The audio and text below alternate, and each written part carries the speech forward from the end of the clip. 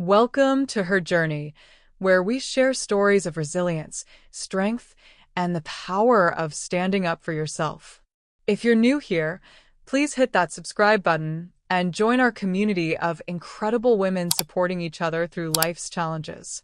My name is Anna Wheeler, and at 70 years old, I thought I had seen everything life could throw at me. I was wrong. The phone rang on a Tuesday morning in October, cutting through the silence of my small apartment like a knife. I was sitting at my kitchen table, sipping coffee from the chipped mug my son Marcus had made me in third-grade pottery class, back when he still looked at me like I hung the moon. "Hello, Mrs. Wheeler. This is Jennifer from the Washington Post. We're doing a feature story on successful young lawyers, and your son Marcus Wheeler came highly recommended. We'd love to interview him and get some background on his journey to success." My heart swelled with pride. My Marcus, featured in the Washington Post. All those years of sacrifice, all those double shifts at the diner, all those nights I fell asleep over accounting books trying to make ends meet, it was all worth it. "Oh, how wonderful!" I exclaimed. "I'm so proud of him. He's worked so hard to get where he is." "Absolutely. We understand he graduated summa cum laude from Howard University Law School. That's quite an achievement. We'd love to speak with family members who supported him through his journey. Would you be available for an interview?" I practically glowed. "Of course. I'd be honored to talk about Marcus. He's overcome so much, and I've been with him every step of the way." "Wonderful. Let me just confirm some details with Mr. Wheeler first, and we'll be in touch to schedule something." I hung up the phone and immediately called Marcus at his law firm. The receptionist put me through after I explained who I was, something that always made me proud.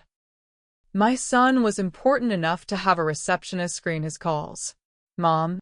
Marcus sounded rushed, distracted. "What's up?" "I'm pretty busy here." "Marcus, sweetheart," the Washington Post called. "They want to do a story about you and interview me about your journey. Isn't that exciting?" The silence on the other end stretched so long I wondered if the call had dropped. "Marcus? Are you there?" When he finally spoke, his voice was cold, distant. "Mom, listen to me very carefully.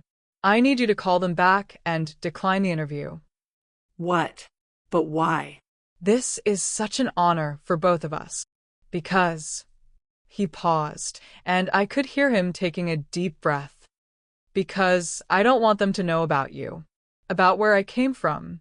It doesn't fit the image I've built for myself here." The words hit me like a physical blow. I gripped the phone tighter, sure I had misheard. "I don't understand, Marcus." "Look, Mom, I've worked hard to build a reputation in this city. I'm up for partner at one of the most prestigious firms in DC.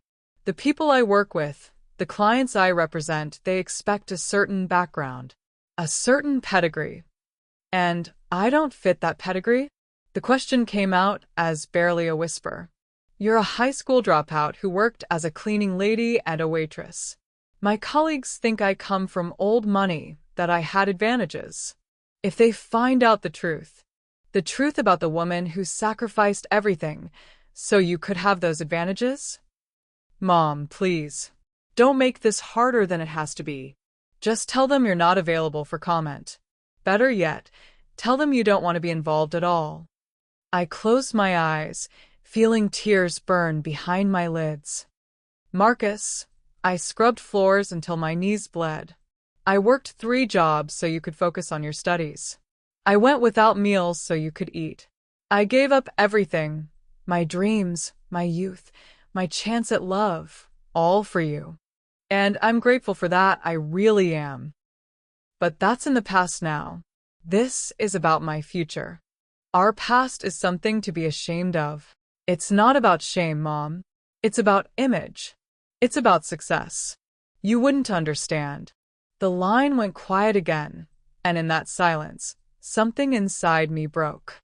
Not the way something breaks when it can be fixed, but the way something breaks when it's been holding too much weight for too long. "You're right, Marcus. I wouldn't understand. Because the woman who raised you taught you that where you come from matters less than who you choose to be. Apparently, she failed. Mom, I'll call the reporter back. I'll tell them I'm not available. Thank you. I knew you'd understand. But I didn't hang up. Not yet. Marcus. Yes. Don't call me Mom anymore. If you're that ashamed of where you came from, then you're ashamed of me. And I won't be anyone's dirty little secret. This time, I was the one who hung up. I sat in my kitchen for a long time after that, staring at the chipped mug, remembering the little boy who had been so proud to give it to me. The little boy who used to brag to his friends about how his mom was the strongest person in the world, how she could fix anything, how she was his hero. That little boy was gone. In his place was a man who saw me as an embarrassment, a liability to be hidden away like some shameful family secret. As I called the Washington Post reporter back to decline the interview, a plan began forming in my mind. Marcus wanted to pretend I didn't exist. He wanted to erase our history, our struggle, our love. Fine. But if my son had taught me anything over the years, it was that actions have consequences. And this particular action was going to have consequences he never saw coming. You see, Marcus had forgotten something very important in his rush to climb the social ladder. He'd forgotten that the woman who raised him was a fighter. He'd forgotten that I didn't get to where I was by backing down when things got tough. Most importantly, he'd forgotten that I had been keeping records of everything. Every sacrifice, every penny spent, every loan taken out in my name for his education, every promise he'd made about paying me back when he made it big. Marcus Wheeler wanted to play games with his mother's heart? Well, two could play that game. And I had been playing it a lot longer than he had. Let me take you back to the beginning to help you understand just how deep this betrayal cut. I was 17 when I found out I was pregnant with Marcus. His father, Robert, was a charming college sophomore who promised me the world and delivered nothing but heartbreak. The moment I told him about the baby, he disappeared faster than money from a teenager's wallet. My parents, God rest their souls, were good Christian people, but they were also products of their time. Having a baby out of wedlock in 1972 wasn't just scandalous, it was social suicide in our small Georgia town. They gave me an ultimatum: give the baby up for adoption or leave. I chose to leave. At 18, with a newborn baby and $200 to my name, I took a Greyhound bus to Atlanta. I had dreams back then, big dreams. I wanted to be a teacher, maybe even go to college myself someday. But dreams are luxuries you can't afford when you're feeding formula to a crying baby in a one-room apartment that smells like mildew and broken promises. Those first years were the hardest thing I'd ever experienced. I worked wherever they'd hire me, cleaning offices at night, serving coffee at a 24-hour diner, doing laundry for people who looked right through me like I was invisible. Marcus spent his early years being passed between babysitters and daycare centers, and I worried constantly that I was failing him. But even in those dark times, Marcus was my light.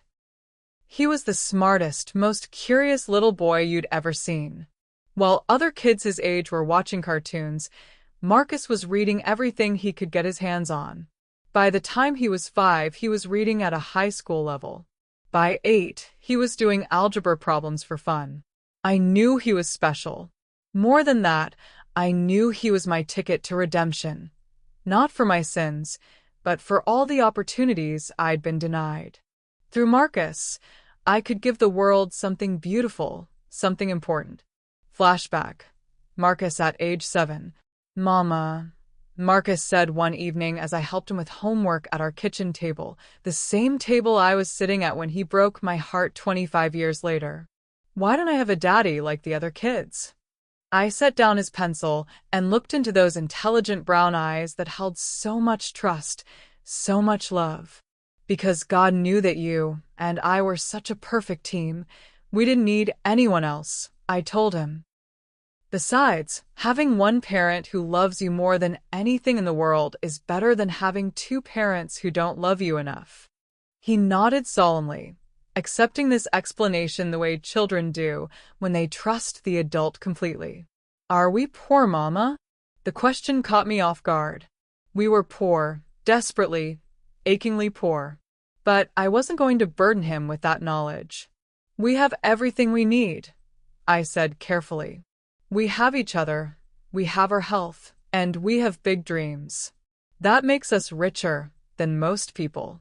What's your big dream, Mama? I smiled, smoothing his hair back from his forehead. My big dream is watching you achieve all of yours. That became my mantra, my mission statement, my reason for breathing. Everything I did from that moment on was in service of Marcus's future. When he was 10, his teacher called me in for a conference. Mrs. Patterson was a kind woman who had taught 4th grade for 30 years.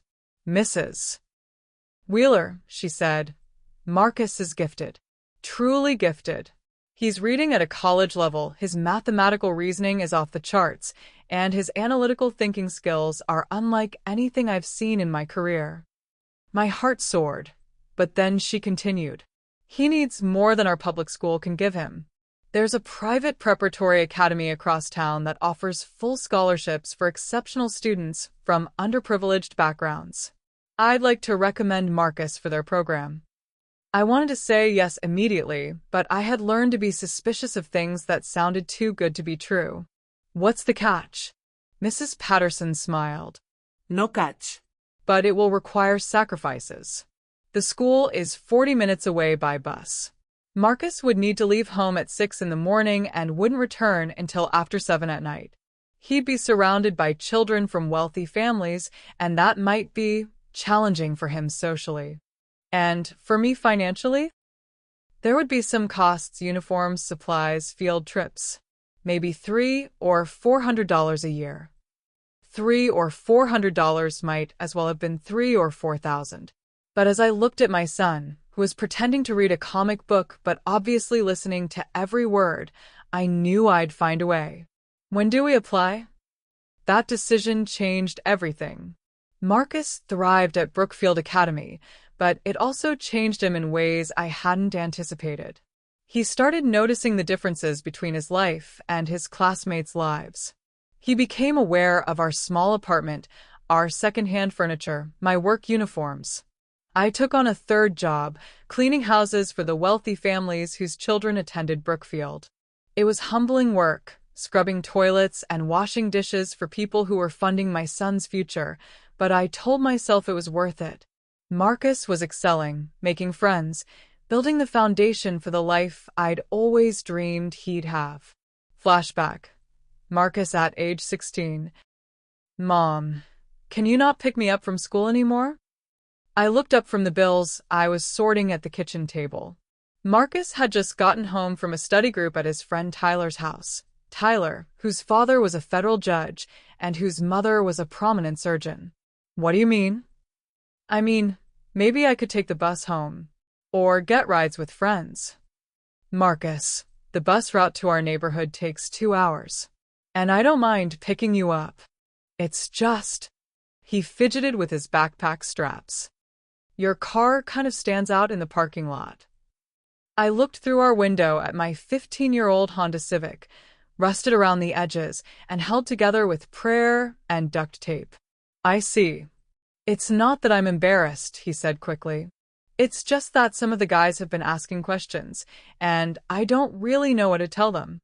You could tell them the truth, that your mother works hard to give you opportunities.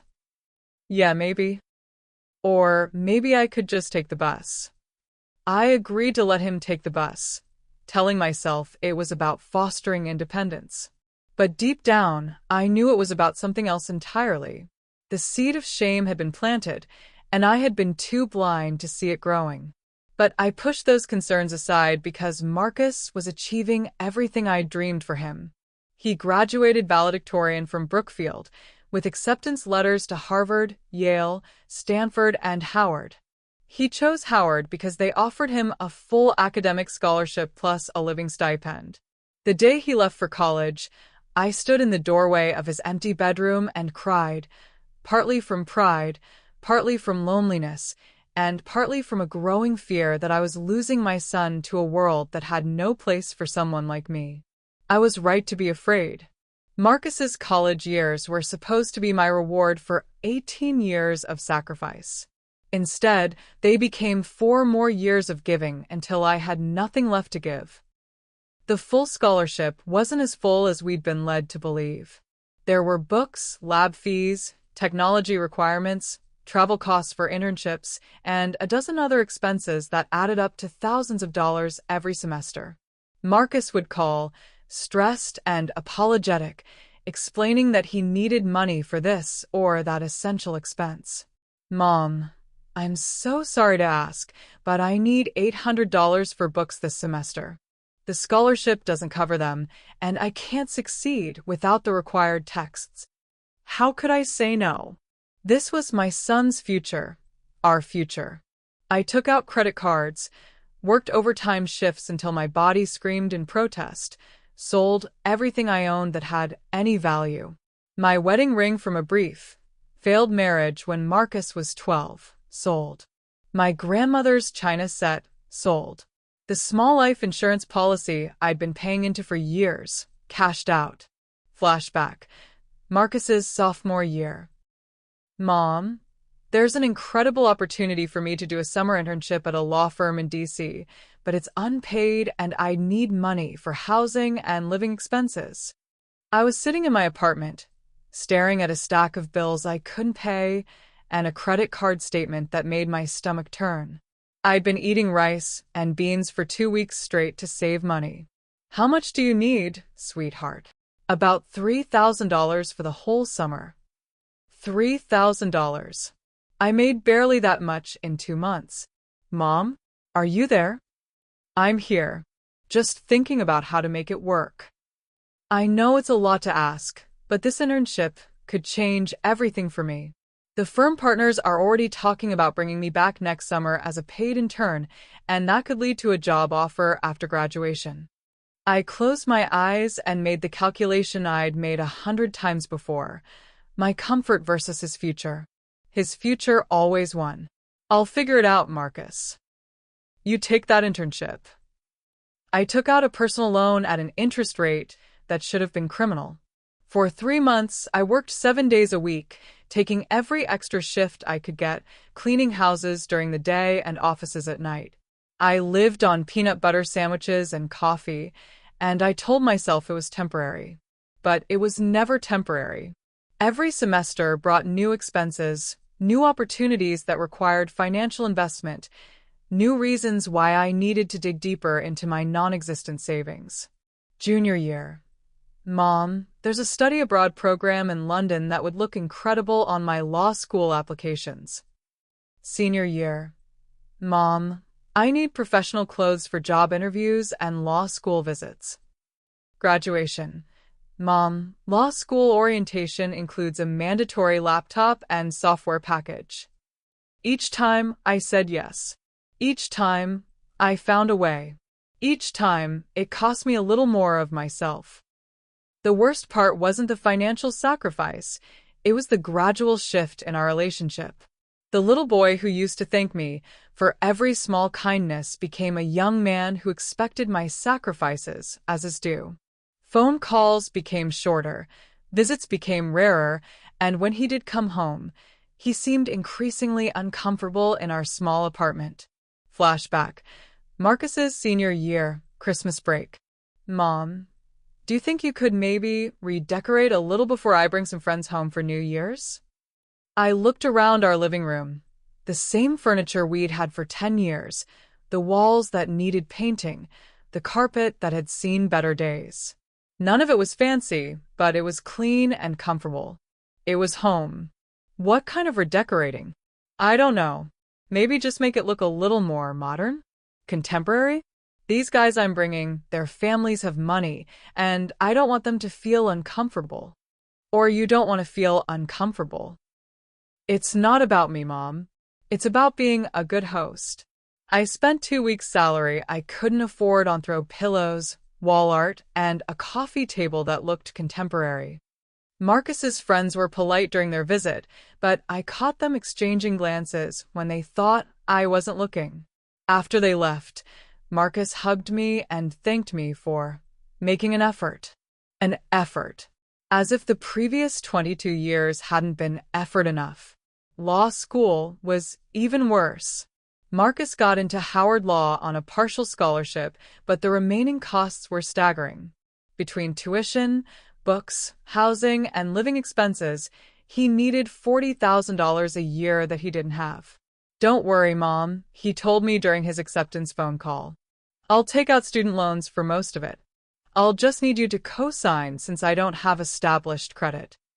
Co-signing seemed reasonable. He was going to be a lawyer.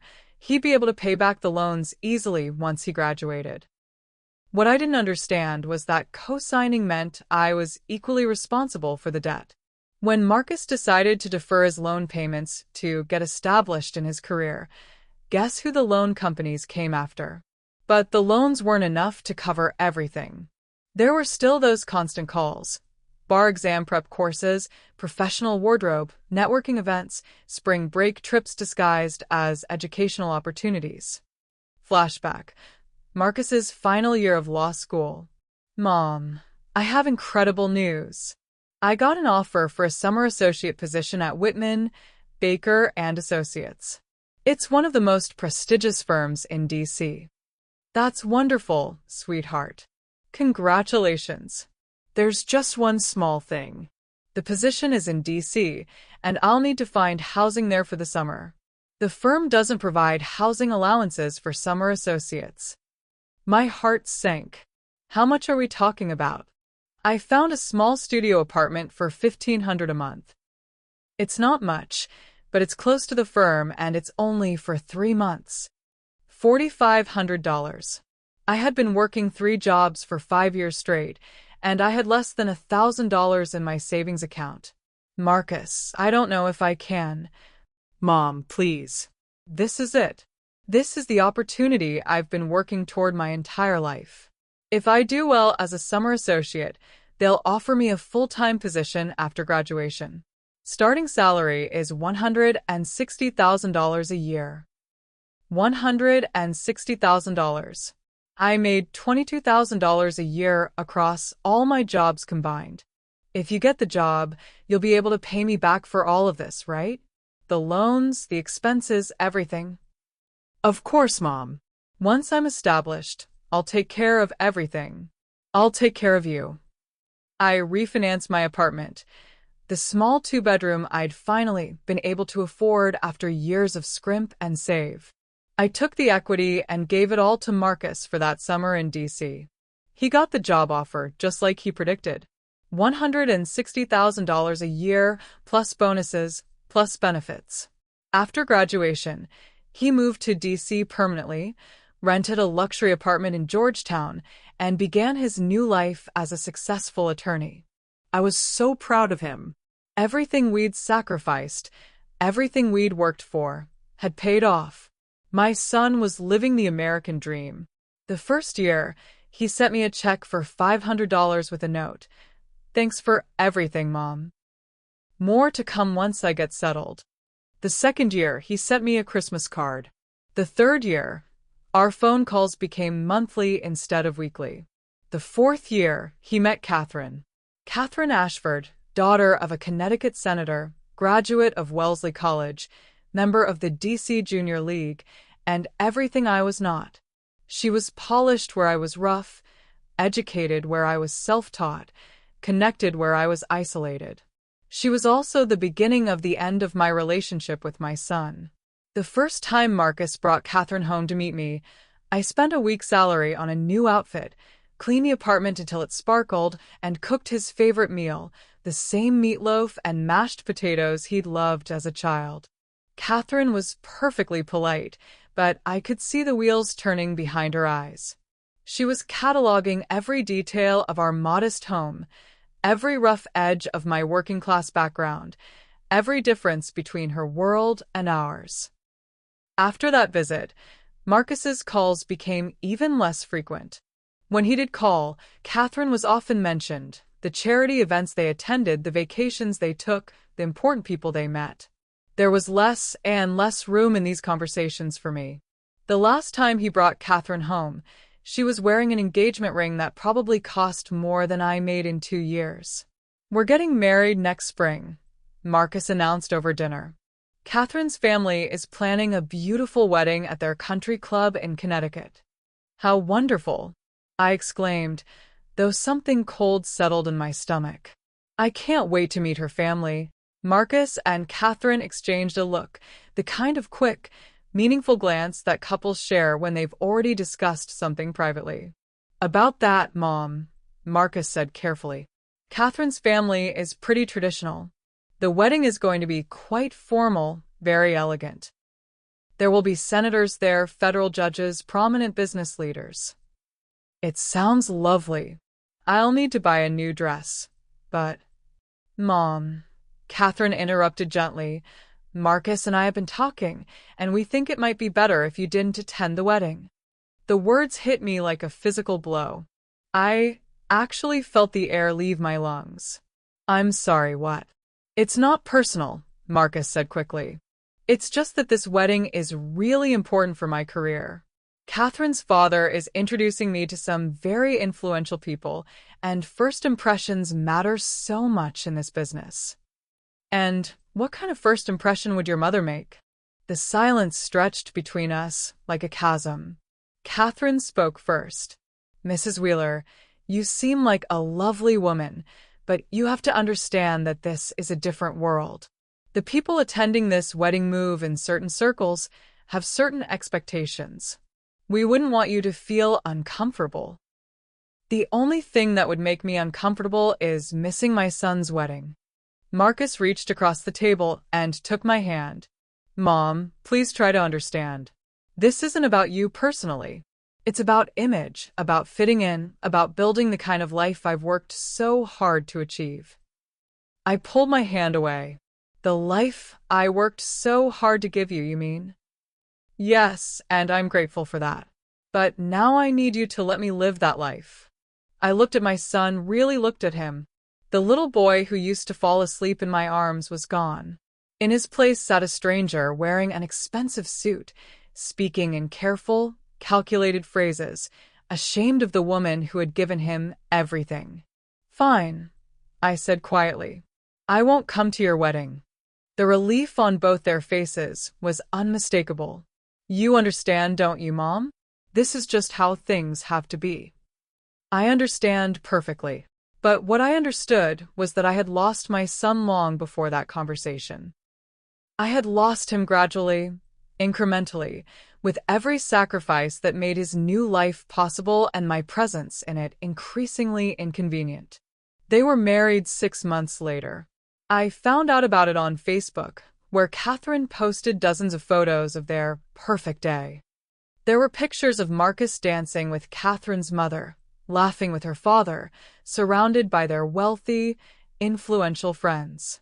There wasn't a single photo that acknowledged the woman who had made it all possible. That was 5 years ago. 5 years of birthday cards with no return address, Christmas gifts sent through the mail, and phone calls that grew shorter and less frequent with each passing month. Until that Tuesday morning when the Washington Post called, and I finally understood just how completely my son wanted me erased from his life. But Marcus had made one crucial mistake. He had forgotten that the woman who raised him was stronger than he remembered, smarter than he gave her credit for, and more determined than he had ever imagined. He was about to learn that some people shouldn't be underestimated, especially not their mothers. After I hung up on Marcus that terrible Tuesday morning, I sat in my kitchen for 3 hours, staring at that chipped mug and letting the full weight of his betrayal sink in. My son, the child I had sacrificed everything for, was ashamed of me. Not just uncomfortable or embarrassed, but actively working to erase me from his life story. The grief was overwhelming, but underneath it, something else was growing. Something hard and cold and determined. I had spent 70 years being underestimated, overlooked, and dismissed. I wasn't going to spend whatever years I had left being erased. If Marcus wanted to play games with his mother's heart, he was about to learn that I had been playing games a lot longer than he had. The first thing I did was open my filing cabinet, a dented metal monstrosity I'd bought secondhand 20 years ago. Inside were folders organized with the meticulous care of someone who had learned the hard way that keeping records was the difference between survival and disaster. I had everything. Every loan application I'd co-signed, every receipt for money I'd given him, every email and text message where he'd promised to pay me back once he got established. 22 years of documentation, organized chronologically and cross-referenced by category. The total amount was staggering, even to me. Between direct payments, co-signed loans, and opportunity costs, money I could have saved if I hadn't been supporting his dreams, Marcus owed me just over $430,000. But this wasn't about money. This was about respect, recognition, and making sure the world knew exactly who Marcus Wheeler really was beneath that polished exterior. I pulled out a legal pad and began making lists. Marcus had taught me something important during his law school years. Information was power and documentation was everything. If he wanted to play in the professional world, he was going to discover that his mother had learned a few things about playing hardball. List 1. Media contacts. I started with the Washington Post reporter who had called about the feature story. Jennifer Martins. I'd looked her up online after our conversation. She specialized in human interest stories, particularly pieces about social mobility and the American dream. Perfect. Then I researched other journalists who covered similar beats. The Washington Times had a reporter who wrote about legal industry culture. The Legal Times covered DC law firms. Several local magazines ran features on successful professionals. List 2. Marcus's professional network. This took more research, but I had time and motivation. I went through Marcus's LinkedIn profile, his law firm's website, every mention of him in legal publications. I made note of his colleagues, his clients, his professional associations. Most importantly, I researched Whitman, Baker, and Associates. The firm prided itself on its reputation for integrity and community service.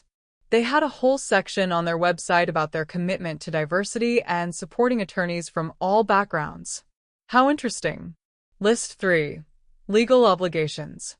This was where my years of keeping meticulous records really paid off. Every cosign loan had paperwork.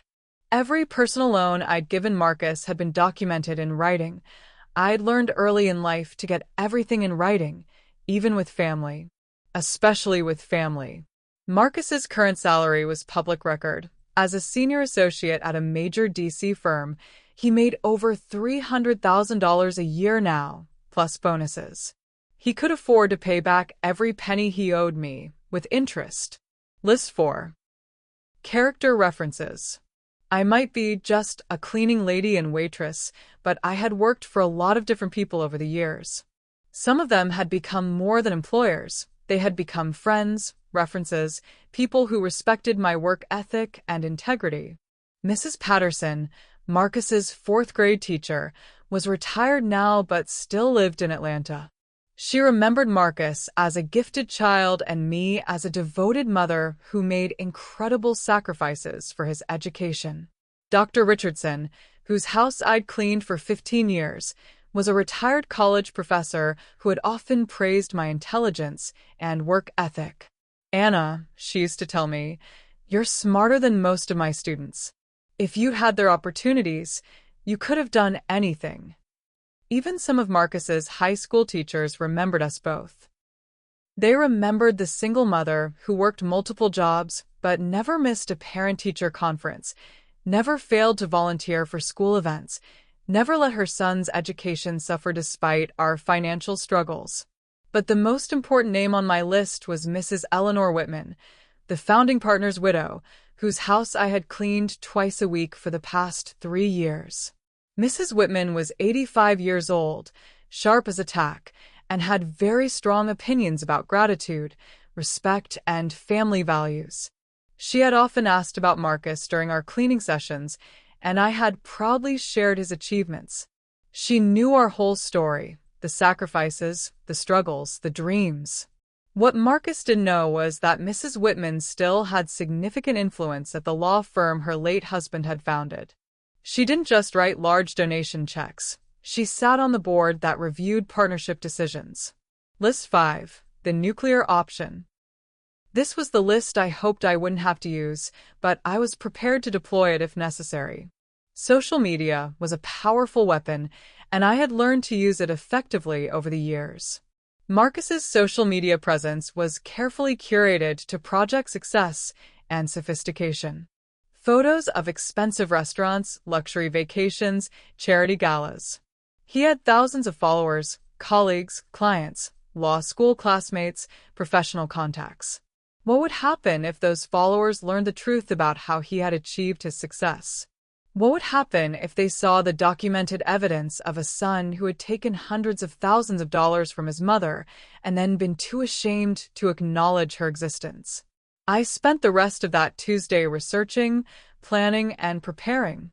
By evening, I had a comprehensive strategy that would either bring my son to his senses or destroy the reputation he had built at my expense.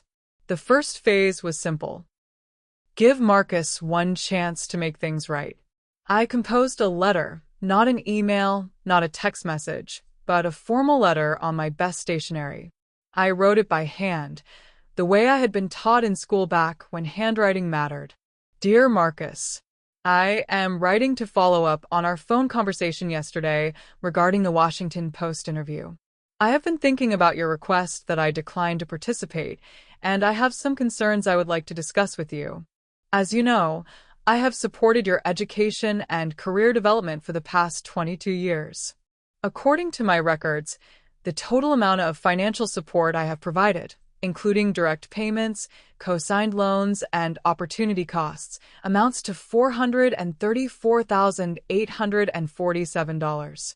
When you are struggling to pay for college, law school, and establish your career, you made repeated promises to take care of me. Once you were financially successful. You now earn over $300,000 per year, yet I have received a total of $500 in repayment over the past 5 years. I am not writing to demand immediate payment of this debt, although it would certainly improve my quality of life in my retirement years. Instead, I am writing to give you an opportunity to reconsider your position regarding the Washington Post interview. I am proud of everything you have accomplished, and I have every right to share that pride publicly. More importantly, I have every right to be acknowledged as the woman who made your success possible. If you continue to insist that I remain hidden from your professional life, I will be forced to seek other avenues to ensure that your achievements are properly contextualized for public consumption. Please call me within 1 week to discuss this matter. I hope we can resolve this as a family, but I am prepared to handle it professionally if necessary. With love and disappointment. Your mother, Anna Wheeler. P.S. I have attached copies of several loan documents and receipts for your reference. These represent a small sample of the documentation I have maintained over the years. I mailed the letter on Wednesday morning, certified delivery, with signature required. The tracking showed it was delivered to Marcus's law firm on Thursday at 2:47 p.m. By Friday evening, I had not received a phone call. By Monday morning, I had not received a phone call. On Tuesday, exactly 1 week after our devastating phone conversation, I received a text message. Mom, got your letter. Can't talk now. Busy with big case. We'll discuss when things calm down. That text message was Marcus's second big mistake. The first had been asking me to hide from his success. The second was dismissing my ultimatum like it was an inconvenience rather than a reckoning. I read that text message 3 times, and with each reading, the last vestiges of hurt and hope died away.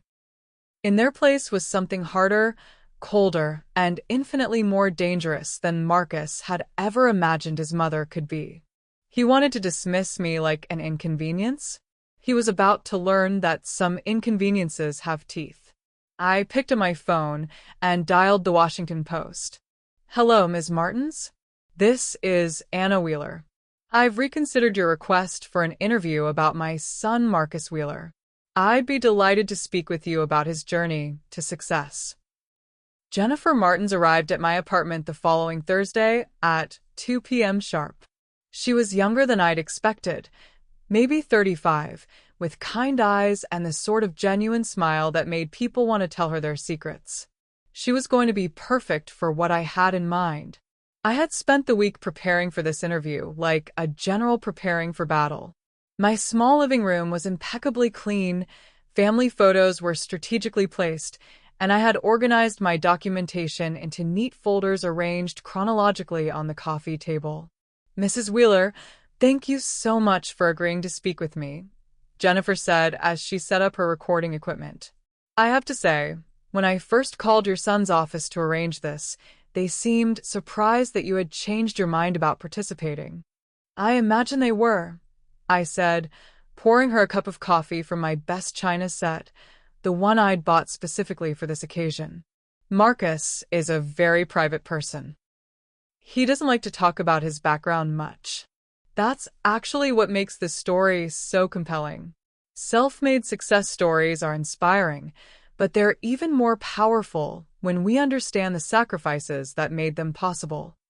She had no idea how right she was.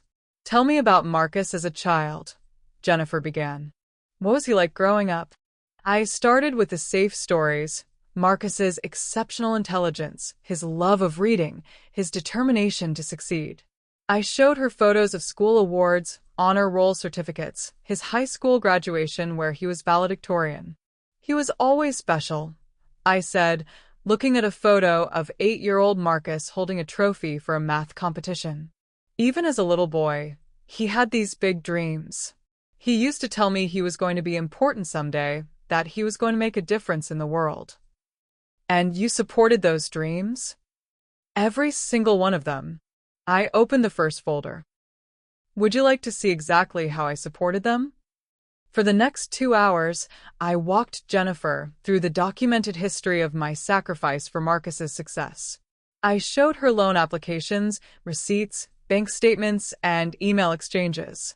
I explained how I had worked multiple jobs, sold my possessions, and mortgaged my future to pay for his education. Jennifer's eyes grew wider with each document I shared. Mrs. Wheeler, this is incredible. You essentially financed your son's entire education and early career out of your own pocket. Not just financed, I corrected. I sacrificed my own dreams, my own future, my own chance at financial security. I'm 70 years old, and I have less than $5,000 in savings because every penny I earned went toward giving Marcus opportunities one never had. And he's aware of the extent of these sacrifices? I showed her printouts of our email exchanges, text messages where Marcus had thanked me for my support and promised to take care of everything once he was established in his career. He's very aware, I said. In fact, he calculated the exact amount he would need to repay me once he graduated from law school. We discussed it many times. How much was that amount? Including interest and opportunity costs, just over $400,000. Jennifer nearly choked on her coffee. $400,000? That's conservative. I could make a case for more if I included the full opportunity cost of my lost earnings and retirement savings. And has he been repaying you? I opened another folder, this one much thinner. He sent me $500 after his first year at the firm. That was 5 years ago. Jennifer stared at the documentation for a long moment. Mrs. Wheeler, I have to ask, this is quite a story. Why are you telling me this now? What changed? This was the moment I had been building toward. I took a deep breath and told her about the original phone call, about Marcus's request that I decline the interview, about his admission that he was ashamed of his background. He asked me not to tell anyone I was his mother, I said, letting the pain show in my voice. He said it didn't fit the image he had built for himself. Jennifer's expression shifted from surprise to something harder. He asked you to deny your relationship with him? He said his colleagues think he comes from old money, that he had advantages. He was afraid that if they learned the truth about his background, about me, it would hurt his career. And what did you tell him? I told him that I'd spent my entire adult life being proud of him, and I wasn't going to spend my golden years being his dirty little secret. Jennifer turned off her recording equipment and leaned forward. Mrs. Wheeler, I need to ask you something off the record. Are you doing this interview to hurt your son? I had been expecting this question, and I had prepared my answer carefully. I'm doing this interview because the truth matters. Marcus Wheeler didn't pull himself up by his bootstraps. He climbed on the back of a woman who worked herself into the ground to give him opportunities. If he wants to be celebrated as a success story, then the full story should be told, including the part about him asking you to stay hidden, especially that part. Jennifer nodded slowly. I need to verify some of this information with your son's office. Will you provide me with contact information for people who can corroborate your story? I handed her a typed list of names and phone numbers, teachers, employers, neighbors, and friends who had witnessed our journey over the years. At the top of the list was Mrs. Eleanor Whitman. Mrs. Whitman has been very interested in Marcus's career, I said casually. I clean her house twice a week, and she often asks about him. She's mentioned several times how important family values are to her, especially gratitude and respect for one's parents. Jennifer's eyes sharpened. Eleanor Whitman, as in the Whitman from Whitman, Baker and Associates. The very same. She's lovely to work for. Very principled woman. After Jennifer left, I felt a mixture of exhilaration and dread. The first shot had been fired, and there was no taking it back now. Within a few days, Marcus would know what I had done, and he would have to decide how to respond. I didn't have to wait long. My phone rang at 6:47 a.m. on Saturday morning. What the hell did you do? Marcus's voice was tight with fury. Good morning to you too, sweetheart. Don't you dare, sweetheart me. I got a call from a Washington Post reporter yesterday asking me to comment on your interview. What did you tell her? I told her the truth. You told her about the money? I told her about everything.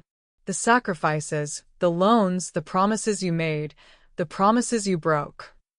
Mom, you can't do this to me. Do you have any idea what this could do to my career? About as much damage as you've done to my heart. This is different. This is my livelihood, my reputation, my future. And what about my past? What about my sacrifice? What about my dignity? I'll pay you back, okay? Is that what this is about? I'll write you a check right now. This isn't about money, Marcus. This is about respect. This is about acknowledgement. This is about not being ashamed of the woman who gave you everything. I'm not ashamed of you. Then why did you ask me to hide? The silence on the other end of the line stretched for nearly a minute. Marcus? Are you there? I'm here.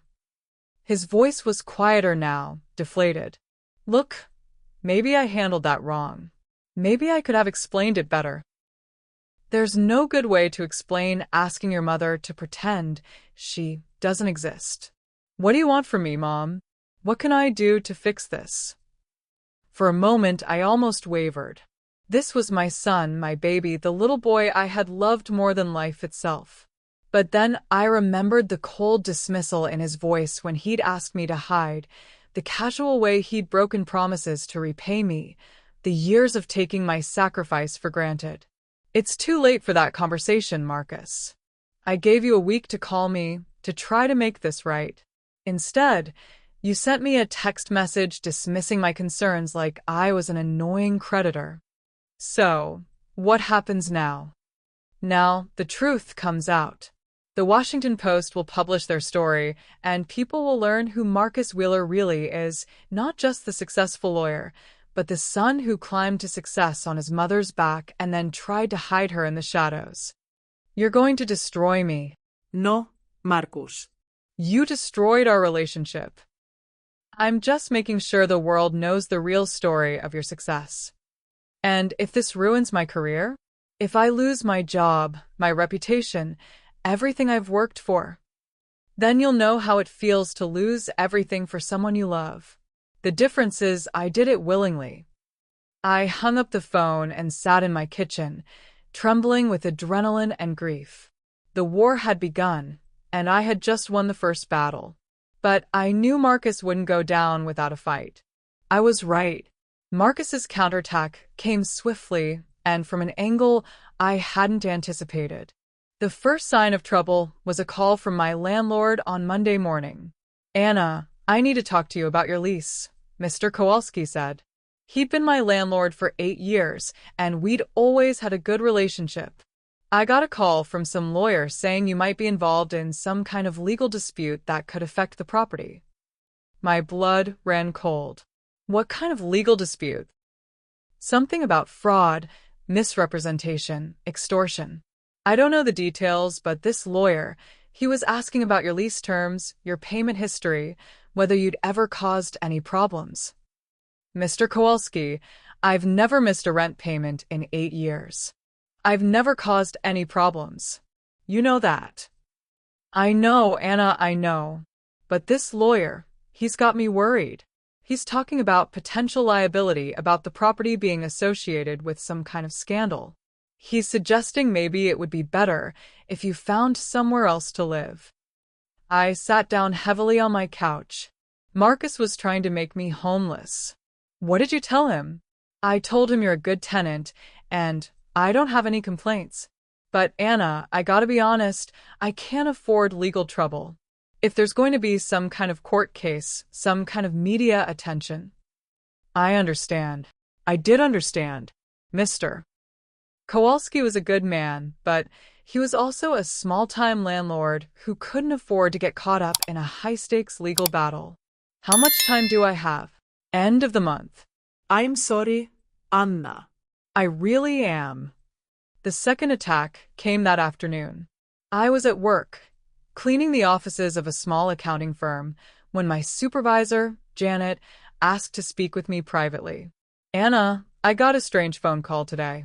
Some lawyer asking about your employment here, your reliability, whether you'd ever had any problems with honesty or integrity." The same pattern.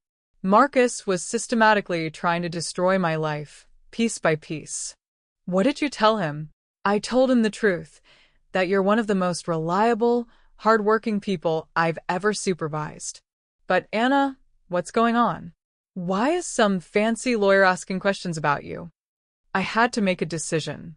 I could lie, try to cover up the situation, and hope it would blow over. Or I could trust Janet with the truth and hope she would understand. "My son is a successful lawyer in D.C., I said. "I did an interview with the Washington Post about the sacrifices I made to put him through school. He's not happy about it." Janet's eyes widened. "Your son is doing this to you?" "It appears so." Jesus, Anna. What kind of son tries to get his mother fired? The kind who's more concerned about his image than his family. The third attack came that evening. I was at my second job, serving the dinner shift at Romano's family restaurant, when my phone buzzed with a text from an unknown number. "If you think you can extort money from Marcus Wheeler by threatening his reputation, you're mistaken. Withdraw your statements to the press immediately or face the consequences."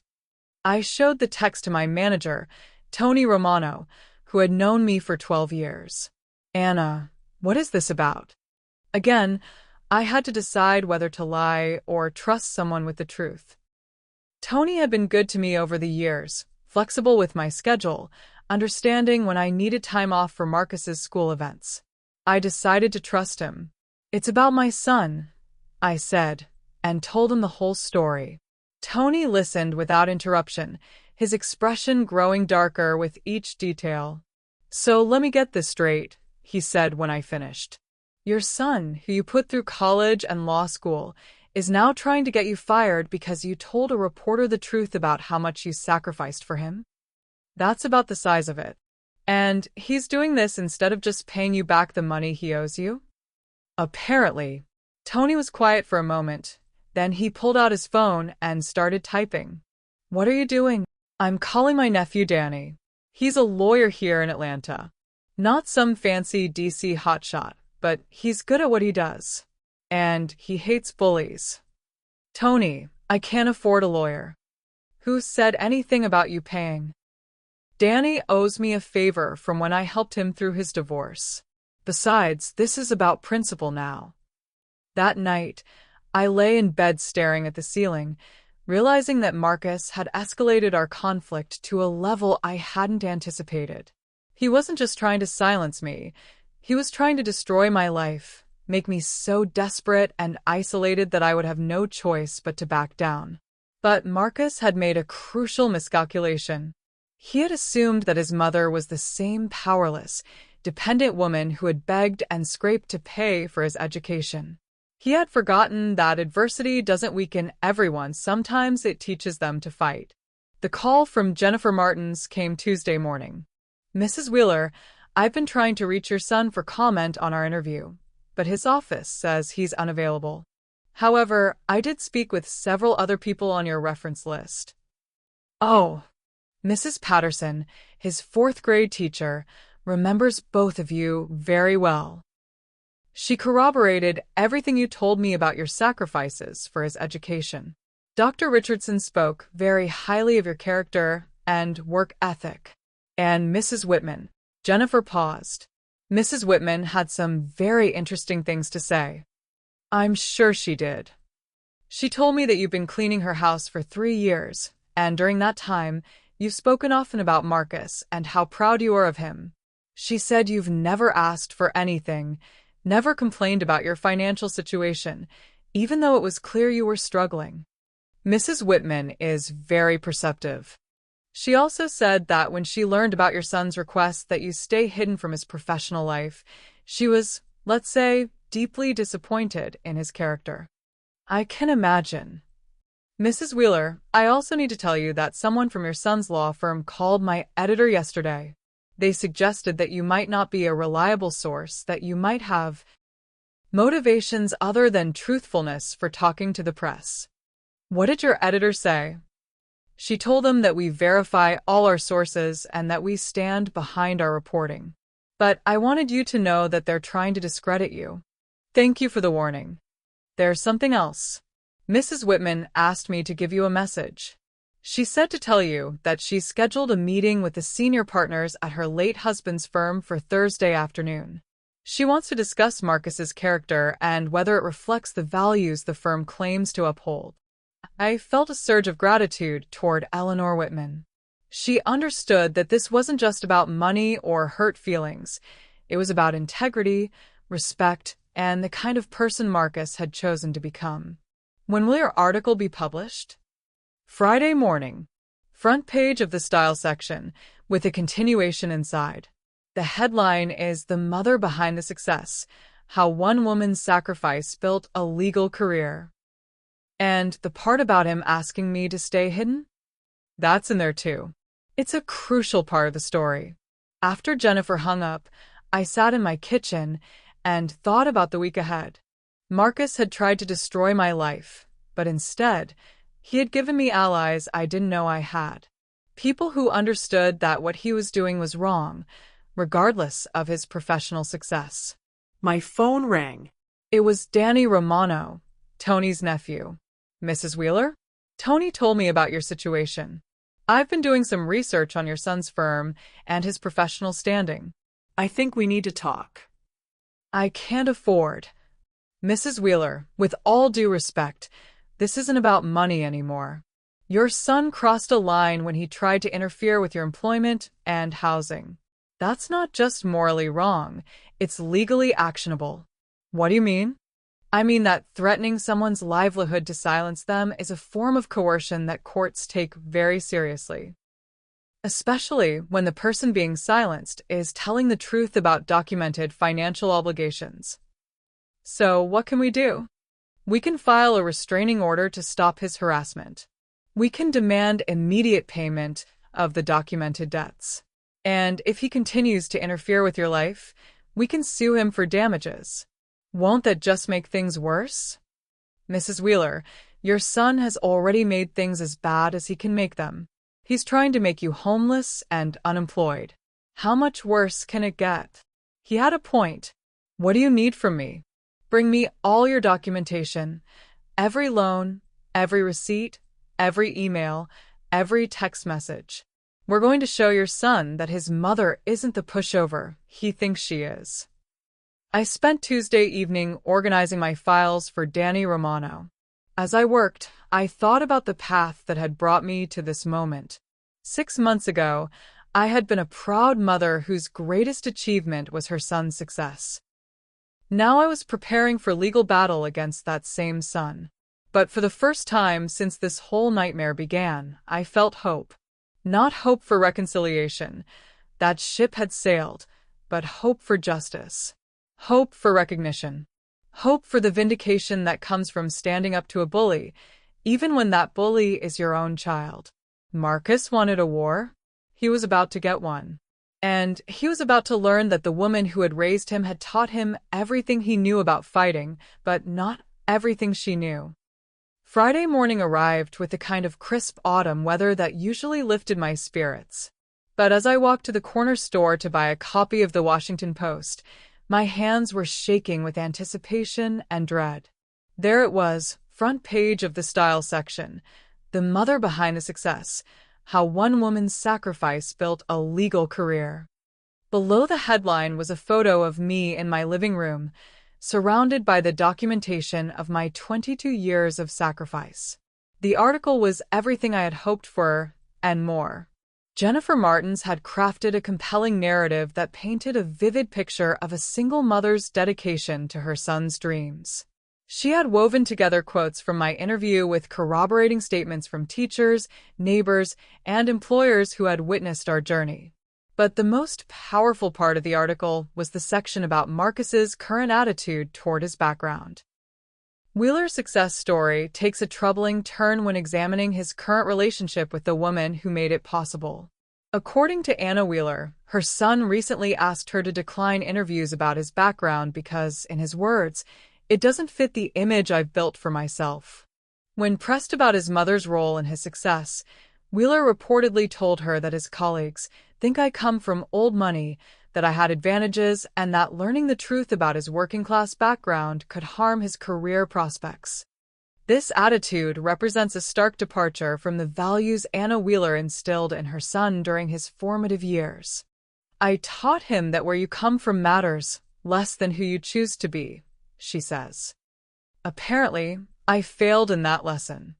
The article continued with a detailed breakdown of the financial sacrifices I had made, complete with documentation that Jennifer's team had verified. The numbers were staggering when laid out in black and white. Over $400,000 in direct support, cosign loans, and opportunity costs. But perhaps the most damning part of the article was the final section, which detailed Marcus's current financial situation and his failure to repay any meaningful portion of what he owed. Wheeler now earns over $300,000 annually at one of DC's most prestigious law firms, yet has repaid only $500 of the documented $434,847 his mother spent on his education and career development. When asked about this disparity, Wheeler's office declined to comment. The irony is not lost on Anna Wheeler, who now faces potential eviction from her modest Atlanta apartment due to financial pressures, while her son enjoys a luxury lifestyle in Georgetown funded by her decades of sacrifice. I read the article 3 times, each reading bringing a mixture of vindication and sadness. This was the truth, the full, documented, unvarnished truth. But reading it in print made the destruction of my relationship with Marcus feel final and irreversible. My phone started ringing at 7:30 a.m. and didn't stop for the next 12 hours. The first call was from Mrs. Patterson, Marcus's 4th grade teacher. "Anna, I just read the article.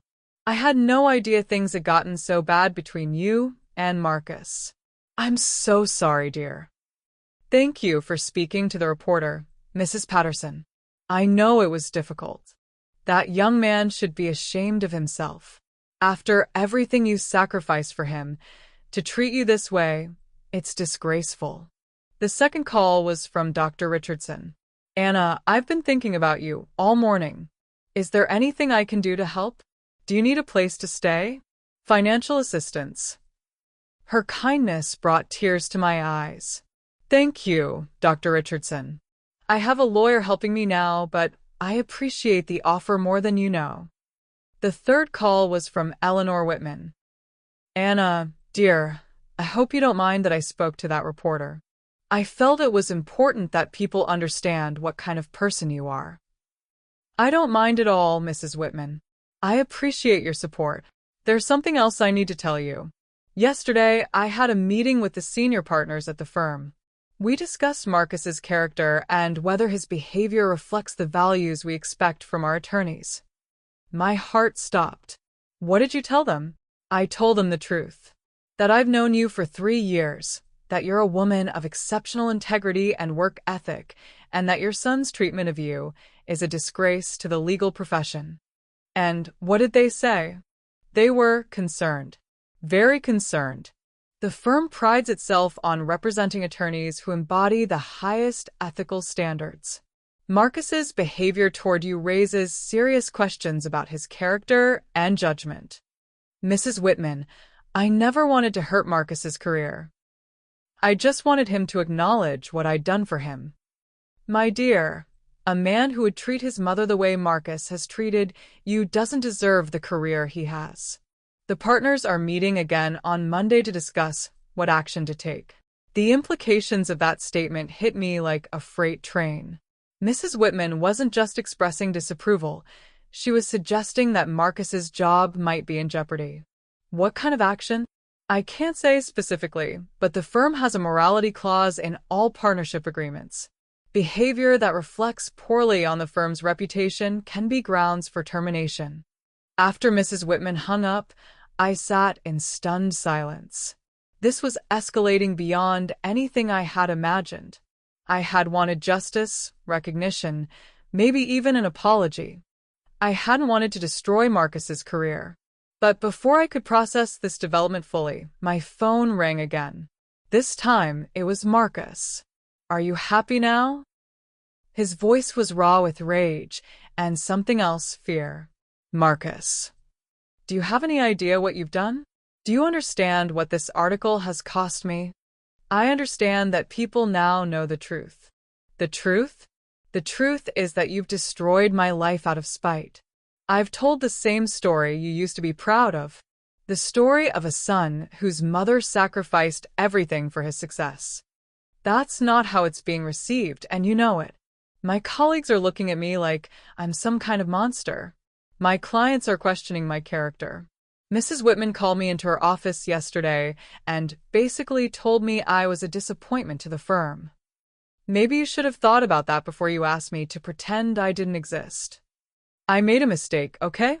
I handled it wrong. But this is nuclear warfare, Mom. This is destroying both of us.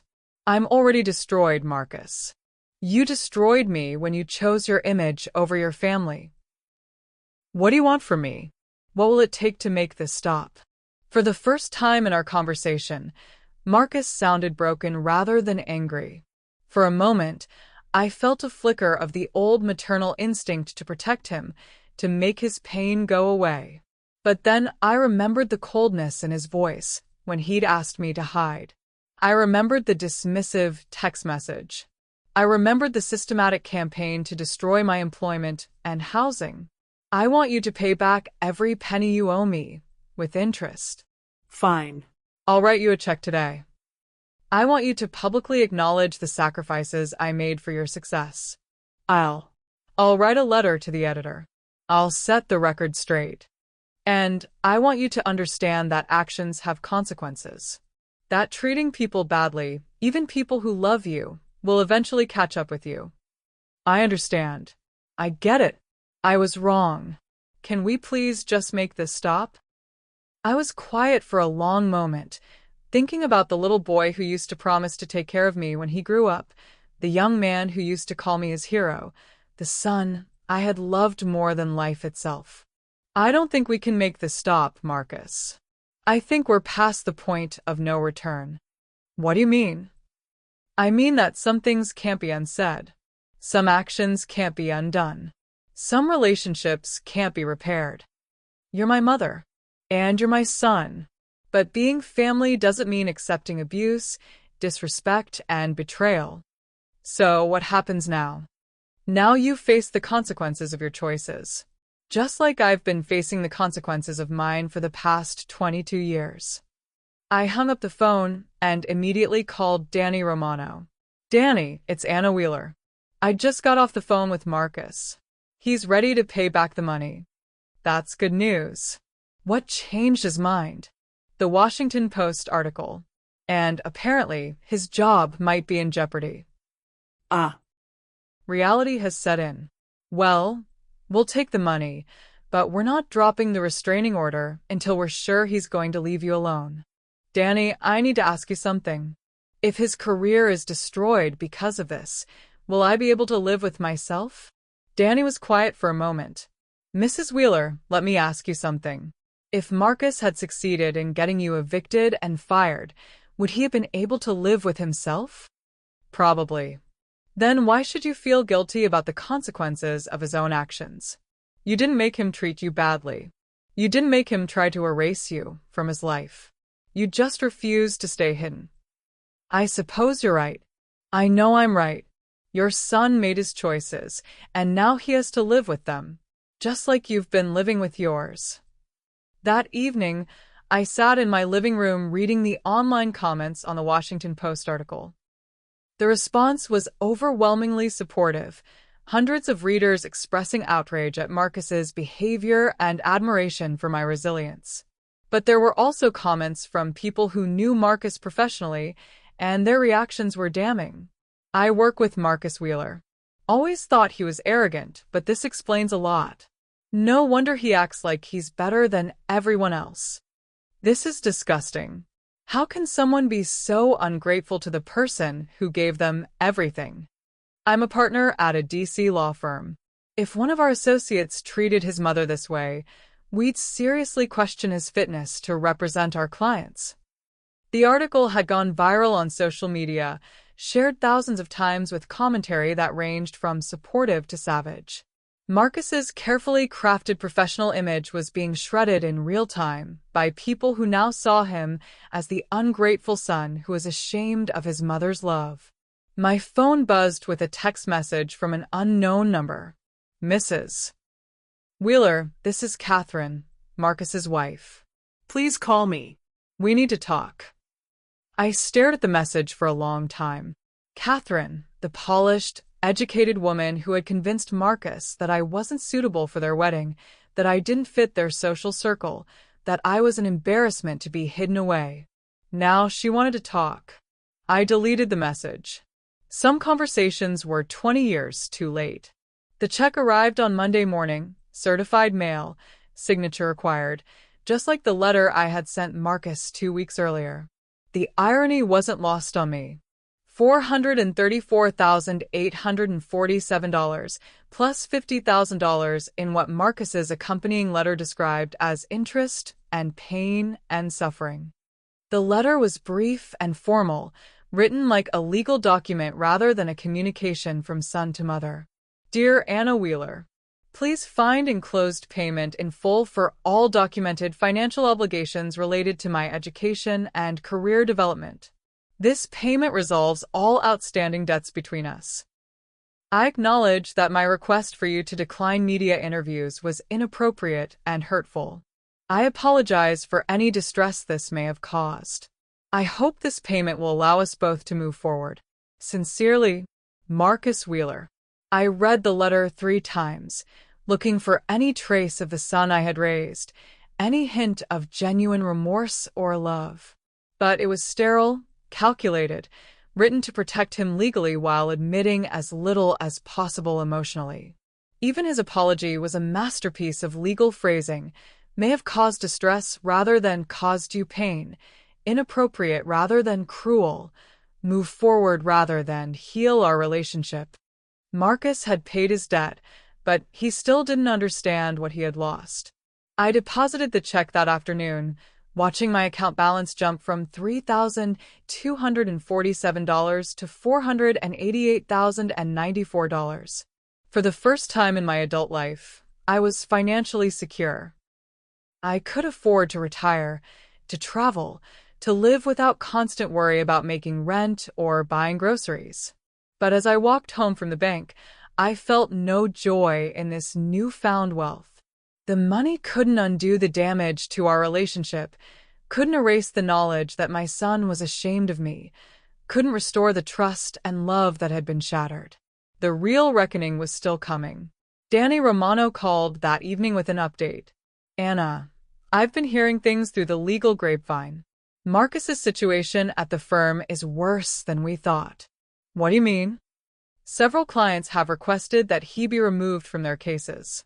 The firm's biggest client, a Fortune 500 company, specifically said they don't want to be represented by someone who treats his family the way Marcus treated you. My stomach dropped. Danny, I never wanted to destroy his career.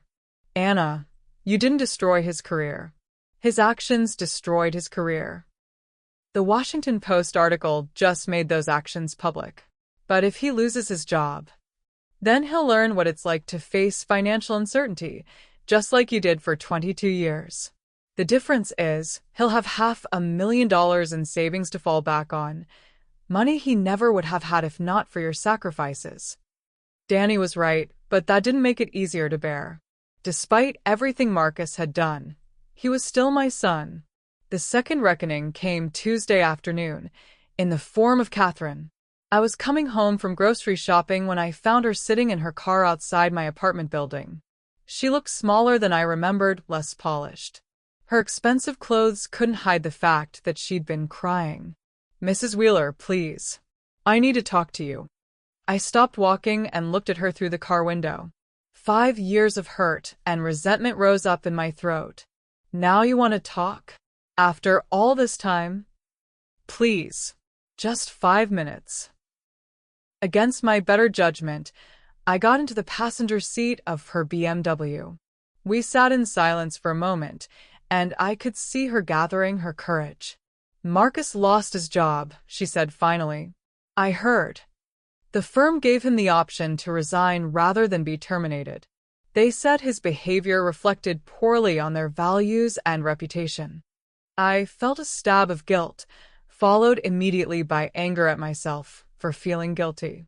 I'm sorry to hear that. Are you? Are you really sorry? Or is this what you wanted all along? The question hung in the air between us like a challenge.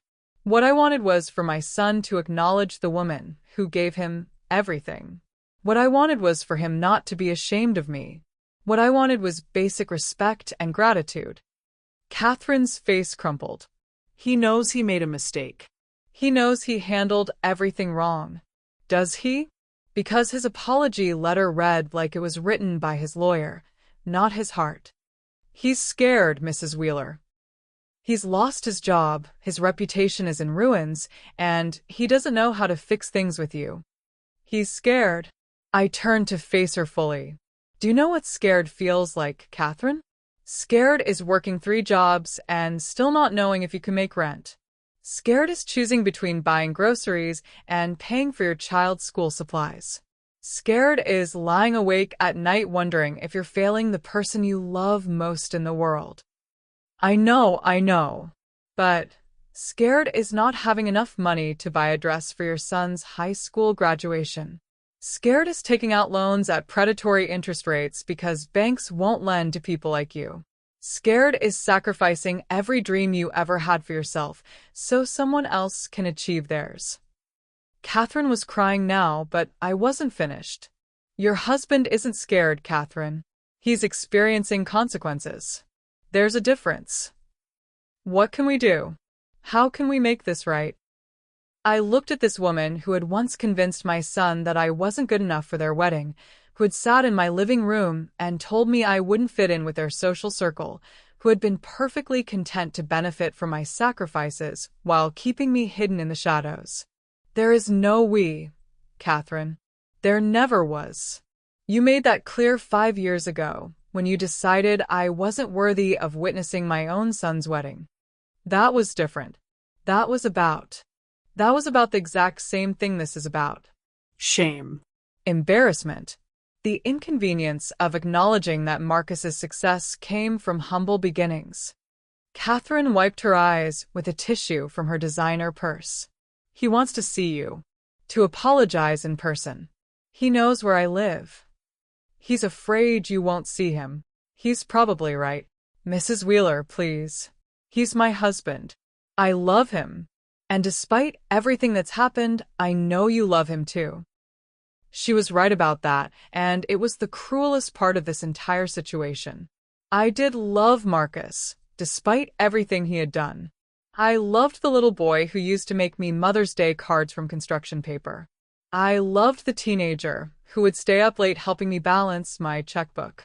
I loved the young man who used to call me his hero. But I had learned the hard way that love without respect is just another form of suffering. Catherine, let me ask you something. If Marcus gets another job, if his reputation recovers, if life goes back to normal for you both, what's to stop him from being ashamed of me all over again? He's learned his lesson. This whole experience has changed him. Has it? Or has it just taught him to be more careful about getting caught? Catherine didn't have an answer for that. I need to go, I said, opening the car door. Tell Marcus that if he wants to apologize, he can do it in writing. A real apology this time, not a legal document designed to protect himself. I walked away from her car and didn't look back. The letter arrived 3 days later, handwritten on simple notebook paper instead of expensive letterhead. I recognized Marcus's handwriting immediately, the same careful script I had watched him develop through years of homework at our kitchen table. Dear Mom, I don't know how to begin this letter except to say that I'm sorry. Not the careful, lawyerly sorry I wrote in my first letter, but the deep, soul-crushing sorry that comes from knowing you've hurt the person who loves you most in the world. I've been sitting here for hours trying to figure out how to explain what happened to me, how I became the kind of person who could ask his mother to hide in the shadows. The truth is, I don't have a good explanation.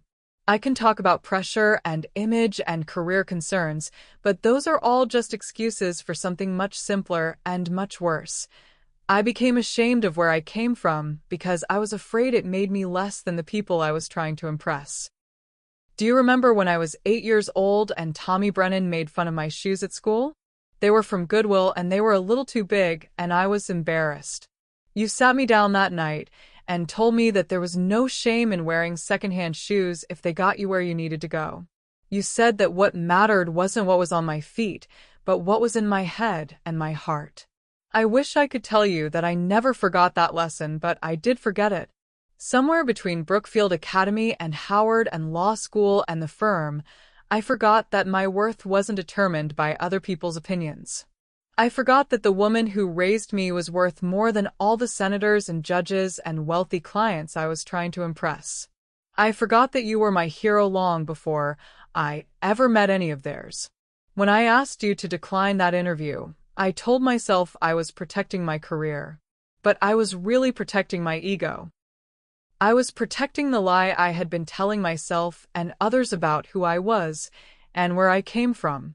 I was protecting an image that was built on denying your existence, your sacrifice, your love. I know that saying I'm sorry isn't enough. I know that paying you back the money I owed you isn't enough. I know that losing my job isn't enough. Nothing will ever be enough to undo the damage I've done to our relationship, to your heart, to the trust you placed in me for 32 years. But I need you to know that losing my job was the best thing that could have happened to me. Not because I deserved to be punished, though I did, but because it forced me to confront the person I had become. It made me realize that all the success in the world is meaningless if you achieve it by betraying the people who made it possible. I want to tell you about the last 5 days, about what it's been like to face the consequences of my actions. I want you to know that every article written about me, every former colleague who won't return my calls, every client who requested a different attorney has been a mirror reflecting back the man I chose to become. And that man is not the son you raised. The son you raised would have been proud to introduce you to his colleagues. The son you raised would have paid back every penny the moment he was able. The son you raised would have put your name on every award, every achievement, every success, because he would have known that none of it was possible without you. I don't know if you can ever forgive me, Mom. I don't know if we can ever rebuild what I destroyed. But I need you to know that I understand now what I lost when I asked you to hide. I didn't just lose my relationship with you. I lost myself. I'm looking for a new job now, and it's humbling. I'm starting over at 32, and firms are reluctant to hire someone with my reputation. But you know what? I am glad. I'm glad because it's teaching me what you tried to teach me years ago, that success without integrity is worthless, and that the people who love you matter more than the people you're trying to impress. I'm also glad because when I do find a new job, the first thing I'm going to do is frame that Washington Post article and put it on my desk.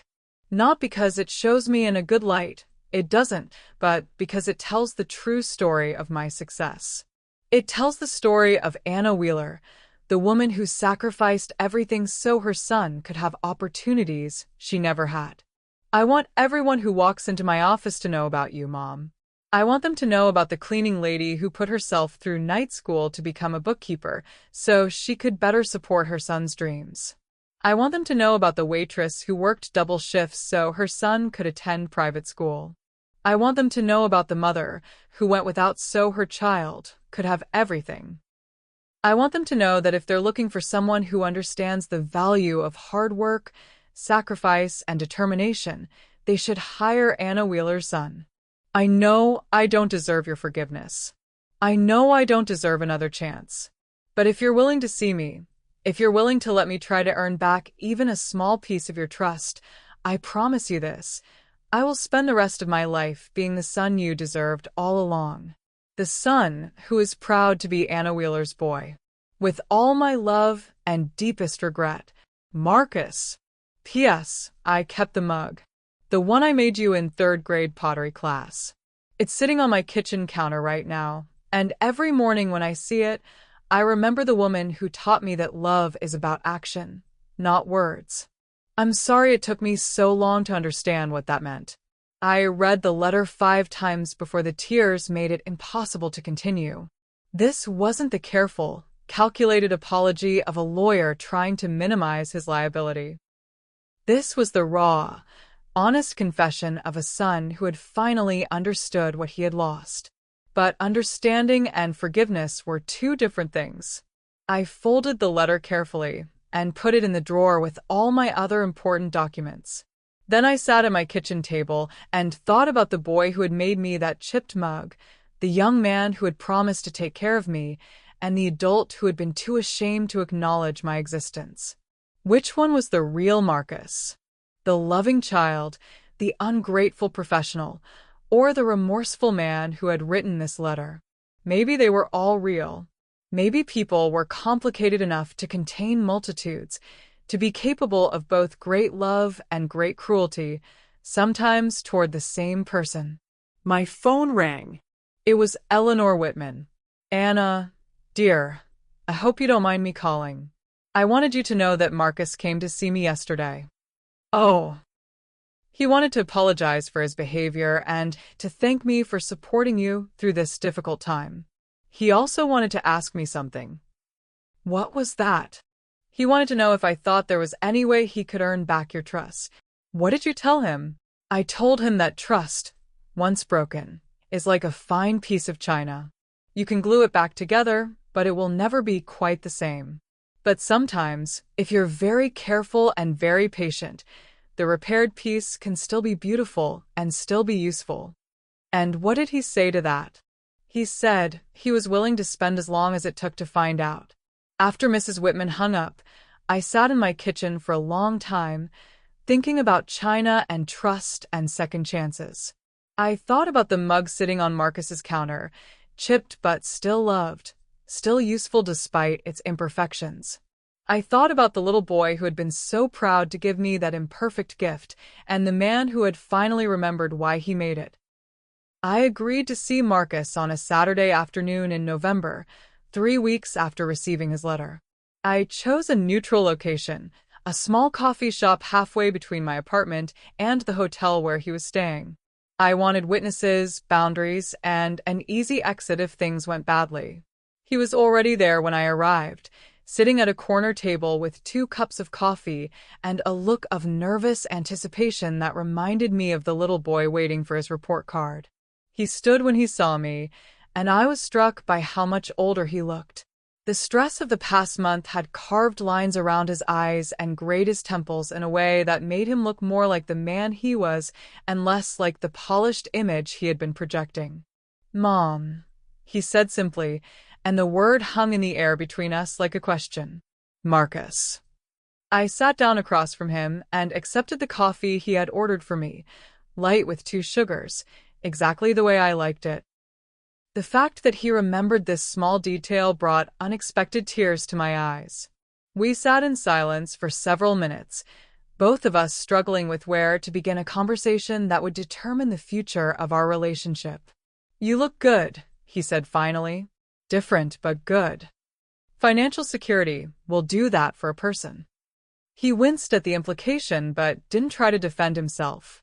"I deserved that." "Yes, you did." Another silence, longer this time. "I read your letter," I said. And it was a beautiful letter, Marcus. Honest and raw, and everything your first apology wasn't. But, I sighed. But letters are just words, and I've heard a lot of words from you over the years. Promises to pay me back, promises to take care of me, promises that you'd never forget where you came from. I know I broke those promises, and I know saying I'm sorry isn't enough to fix that. Then what is enough, Marcus? What does redemption look like for someone who has done what you've done? He was quiet for a long time, staring into his coffee cup like it might contain the answer to my question. "I don't know," he said finally. "I think maybe redemption isn't something you achieve. It's something you work toward every day for the rest of your life."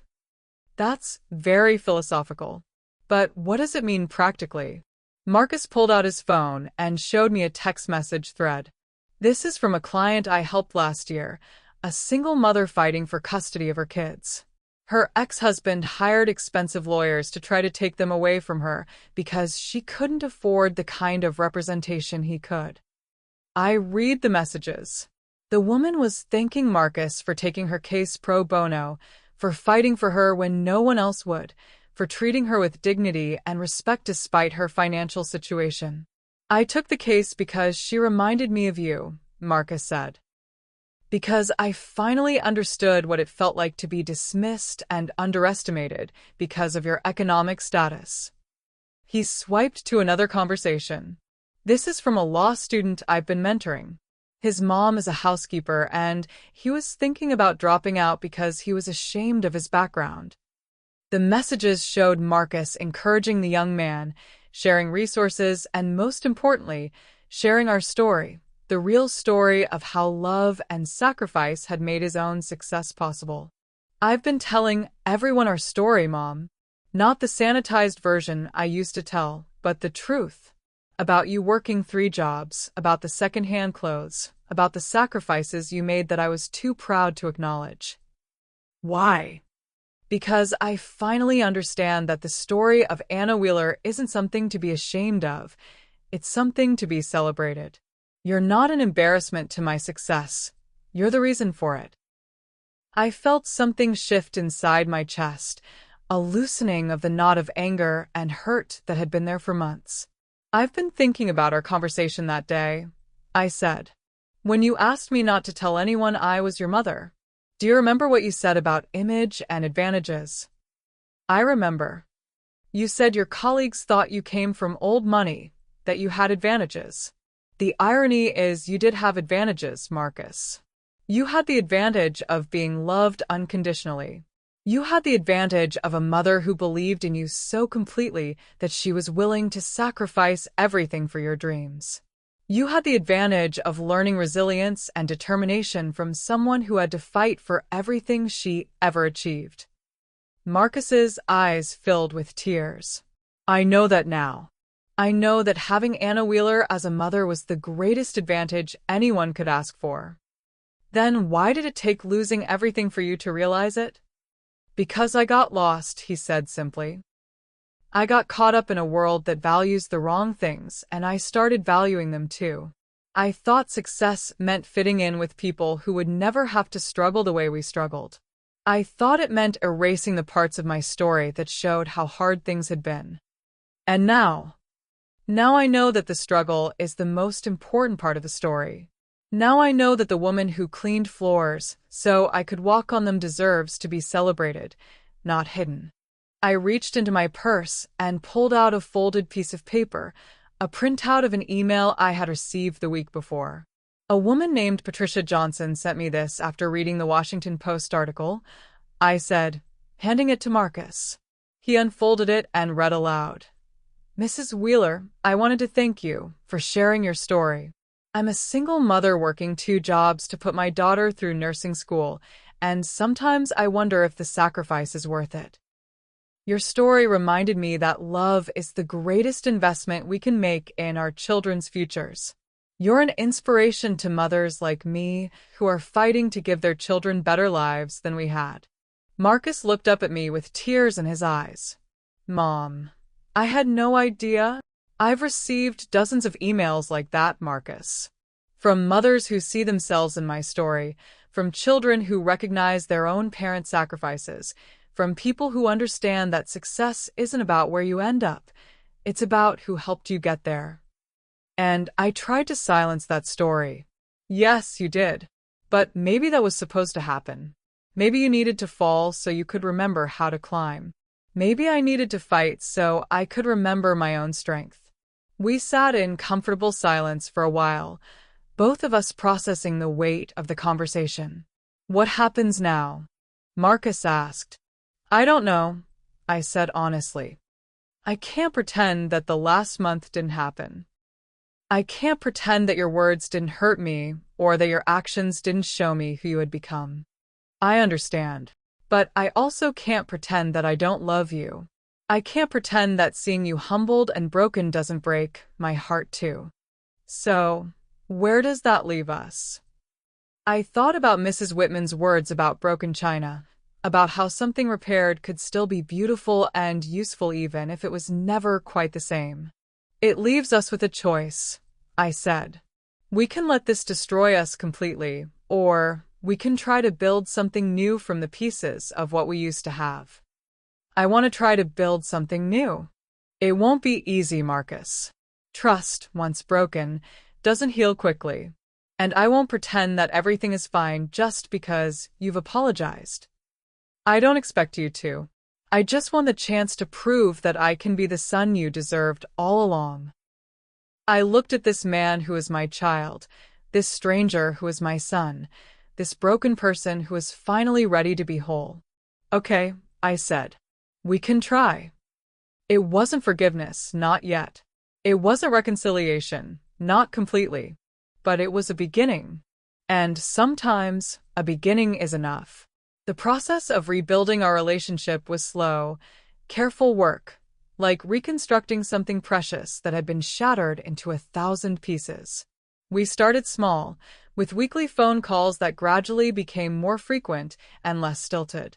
Marcus found a new job after 3 months of searching, not at a prestigious DC firm, but at a nonprofit legal clinic that served low-income clients. The pay was a fraction of what he had earned before, but he seemed genuinely happy for the first time in years. I'm defending a woman whose landlord is trying to evict her illegally, he told me during one of our calls. She's 73 years old, works part-time at a grocery store, and reminds me so much of you it takes my breath away. How does she remind you of me? She's dignified in the face of injustice. She's fighting for what's right even though she doesn't have resources or power. And she's absolutely refusing to let anyone make her feel ashamed of who she is. These conversations became a lifeline between us. Marcus sharing stories of clients who reminded him of our old life. Me sharing the ways I was using my newfound financial security to help others in similar situations. I had started a small scholarship fund for single mothers pursuing education. Nothing fancy, nothing with my name on it, just quiet financial support for women who were walking the path I had once walked. The first recipient was a 34-year-old woman named Rosa, who was working as a hotel housekeeper while studying to become a nurse. She cried when I handed her the check. I told Marcus. She said it was the first time anyone had believed in her dreams enough to invest in them. Like you invested in mine. Yes, like that. The real test of our fragile new relationship came at Christmas. Marcus asked if he could come visit, and I said yes, but with conditions. Catherine is welcome too, I said, surprising both of us with the offer. Are you sure? I'm sure. She's your wife, Marcus. And if we're going to rebuild our relationship, it has to include the people you love. Catherine arrived looking nervous and contrite, carrying flowers and a handwritten apology letter of her own. We had a long conversation on Christmas Eve, sitting in my living room surrounded by the modest decorations I had put up for the first time in years. I owe you an apology too, she said. I was so caught up in fitting into a certain social circle that I forgot the most important thing about Marcus's success was the woman who made it possible.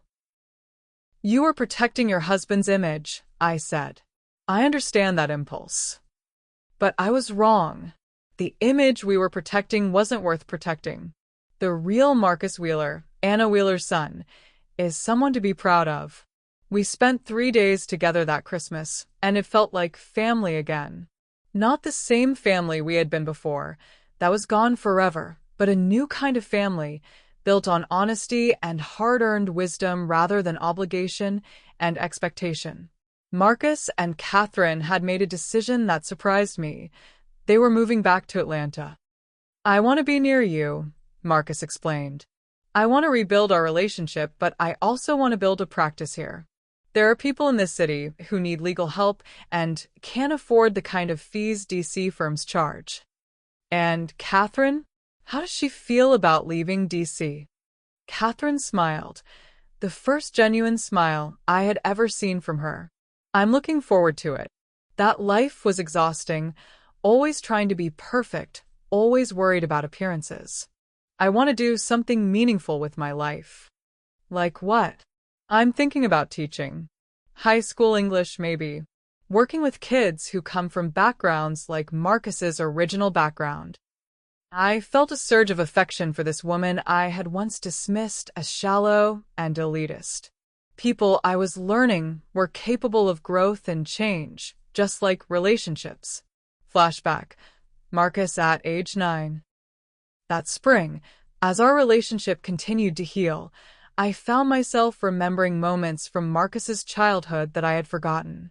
Little things that had seemed insignificant at the time, but now felt like glimpses of his true character. Like the time when he was 9 years old and won $50 in a school essay contest. Instead of spending it on toys or games, he had surprised me by using the money to buy groceries. I wanted to help, he had said simply when I asked him why. You work so hard to take care of me. I wanted to take care of you too. That little boy was still in there somewhere, buried under years of professional conditioning and social pressure.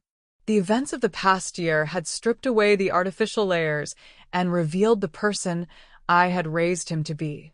By summer, Marcus had opened his own practice, Wheeler Legal Services, specializing in family law and tenant rights.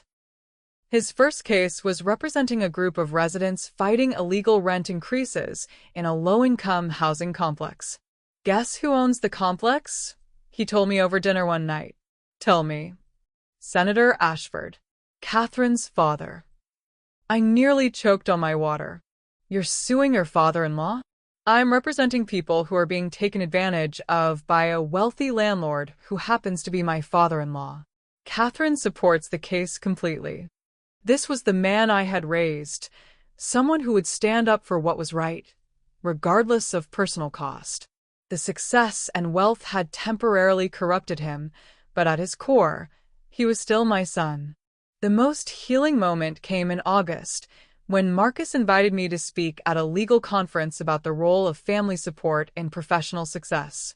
The audience was full of young lawyers, many of them from working-class backgrounds like ours. "This is my mother, Anna Wheeler," Marcus said in his introduction. "She's the reason I'm standing here today, and she's the reason any success I've achieved means anything at all." I spoke for 20 minutes about sacrifice, determination, and the importance of remembering where you come from. But the most powerful part of the presentation was watching Marcus listen to me speak, seeing the pride in his eyes as I told our story, the real story, with all its struggles and heartbreak and ultimate triumph. After my talk, a young woman approached us. She was maybe 25, wearing a department store suit that had been carefully pressed and altered to fit properly. "My name is Jennifer Chavez," she said. "I'm a first-year associate at a firm downtown.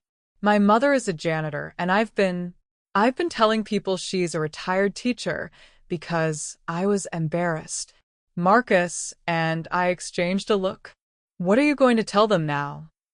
Marcus asked gently. "I'm going to tell them the truth.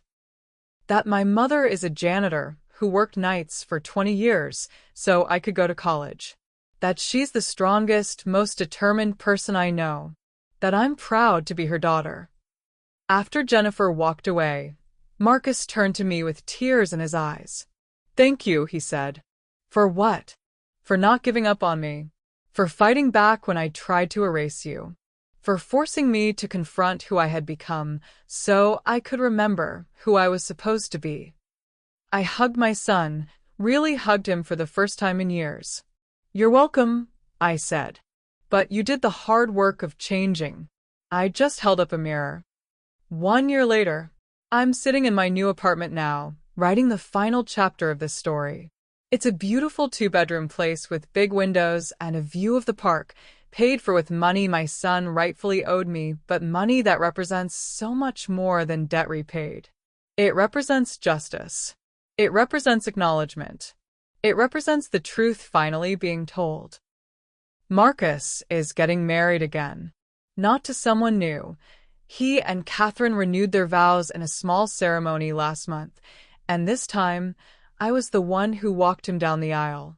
Their first wedding had been about image and social climbing. This one was about love and commitment and building a life based on authentic values. Marcus's new law practice is thriving. He's become known as the lawyer who fights for the underdog, the attorney who takes cases other firms won't touch because the clients can't pay big fees. He's making a fraction of what he earned at the DC firm, but he's happy in a way I haven't seen since he was a child. Catherine has taken a job teaching at an inner-city high school, working with kids who remind her every day that success isn't about where you start. It's about how hard you're willing to work and who believes in you along the way. As for me, I've retired from cleaning houses and serving tables. At 71 years old, I'm finally free to pursue dreams I put aside decades ago. I'm taking classes at the community college, learning about literature and history and art, all the things I never had time for when I was working 3 jobs to support my son's dreams. But the most rewarding part of my new life is the work I do with my scholarship foundation. We've expanded beyond supporting single mothers in school. Now we help children from working-class families attend private schools, pay for college preparation courses, and access opportunities that would otherwise be out of reach. Every check I write, every young person I help, feels like a small act of redemption, not for Marcus's sins, but for my own years of silence and self-sacrifice. I've learned something important this year. There's a difference between noble sacrifice and enabling bad behavior. For too many years, I confused the two. I thought that accepting less than I deserved was the same as being a good mother. I thought that making myself small would make my son bigger. I was wrong. The greatest gift I could give Marcus wasn't my silence or my invisibility. It was the truth about who he had become, delivered with enough force to shatter his illusions and make him confront the person he was choosing to be. Flashback. The Washington Post follow-up. 6 months after the original article was published, Jennifer Martins called to ask if she could write a follow-up piece about our reconciliation. "People want to know how the story ends," she said. "Whether you and Marcus were able to rebuild your relationship. What would you like to know?" "I'd like to know if you regret exposing him the way you did. If you think the punishment fit the crime." I thought about that question for a long time before answering. "I don't think of it as punishment," I said finally. "I think of it as consequences. Marcus made choices, and those choices had results. The only difference is that this time, the results were public instead of private. And your relationship with him now? It's different. It's more honest. It's built on mutual respect rather than expectation and obligation. In some ways, it's better than it ever was." Better how? Because now Marcus chooses to have a relationship with me rather than feeling obligated to maintain one. Because now he values what I brought to his life rather than taking it for granted. Because now we're both clear about who we are and what we mean to each other. The follow-up article was published on Mother's Day with the headline "The Second Chance: How a Mother's Courage Saved Her Son's Soul." It generated almost as much response as the original piece, but this time, the comments were full of hope rather than outrage. People wrote about their own experiences with family members who had lost their way, about the courage it takes to hold people accountable for their actions, about the possibility of redemption and second chances. My favorite comment came from someone who signed themselves a grateful daughter. "My mother worked as a seamstress for 30 years to put me through medical school. After I became a doctor, I was embarrassed by her broken English and her work-worn hands. Anna Wheeler's story made me realize what a fool I've been. I called my mother after reading this article and apologized for years of taking her for granted. We're having lunch next week, and I'm bringing my colleagues so they can meet the woman who made my success possible. Thank you, Mrs. Wheeler, for showing me that some people deserve our pride, not our shame." Comments like that remind me why I chose to tell our story publicly. It wasn't just about holding Marcus accountable, it was about giving other people permission to demand the respect and recognition they deserved from the people they had sacrificed for. Present day. Tonight, Marcus and Catherine are coming over for dinner. We do this every Sunday now, a tradition that feels both new and old, like something we should have been doing all along. Marcus will help me cook, the way he used to when he was young. Catherine will set the table and tell me about her students. We'll eat together and talk about their cases, my classes, our plans for the Scholarship Foundation. It won't be perfect. There are still moments when the old hurt surfaces, when I remember the coldness in his voice that terrible Tuesday morning. There are still times when Marcus struggles with guilt over the years he wasted being ashamed of our story. But perfect was never the goal. Honest was the goal. Respectful was the goal. Authentic was the goal. We've achieved those goals, most of the time.